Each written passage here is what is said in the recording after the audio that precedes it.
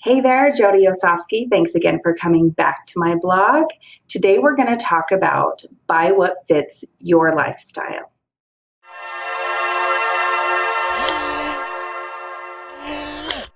Okay, so before we get started, we've got a couple quick housekeeping items. The first one is if you want to search the entire MLS of what's available today, click the link right over here. And if you're curious what your home's worth in today's market and would like your free home equity report, click the link right over there.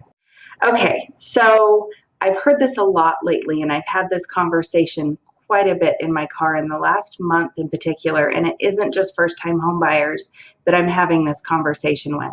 It's crucial not just to think about what is the smart financial investment, although that's huge, and resale is where my brain goes, as all my clients know, and I will lecture them on how it will affect them in resale. But you need to also take into consideration your lifestyle.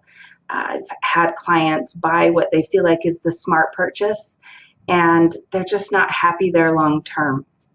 And that can affect you because if you don't stay there long enough to build the equity, that is the goal for home ownership, or a good chunk of the goal, to move on to the next property, you're really shooting yourself in the foot and almost walking backwards.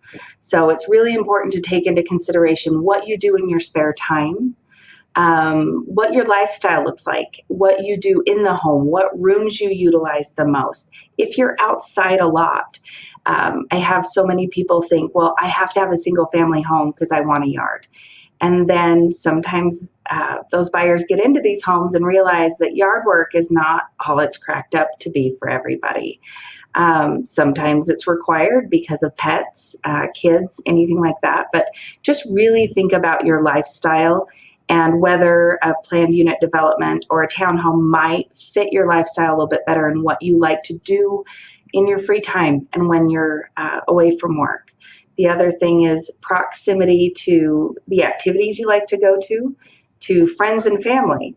Sometimes people are real homebodies. They like their alone time, and they would much rather be removed from family and friends, so there aren't just sporadic pop-bys. So it is much more of a planned thing. Others really want to be close so that they can have people over all the time. So these are all things to keep in mind, whether you'd utilize the amenities that come with an HOA and justify being able to pay that HOA fee. We obviously, when we're in the process, we'll talk about this a lot further, but I would love for people to think about that a little bit deeper than just the surface level smart investment type questions that are typically asked of them when they start this process. So there's my lecture for today. I'd love to chat with you further about it and look forward to seeing you soon.